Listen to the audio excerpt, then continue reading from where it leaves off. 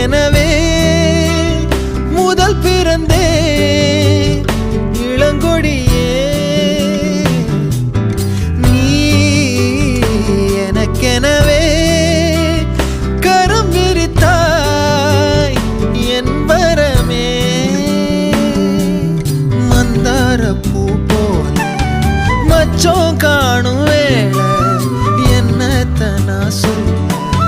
மிச்சம் ஒன்னும் இல்ல முழுமதியினில் பனி இரவினில் தனி பொழுதினில் ஓடாதே முகம் காண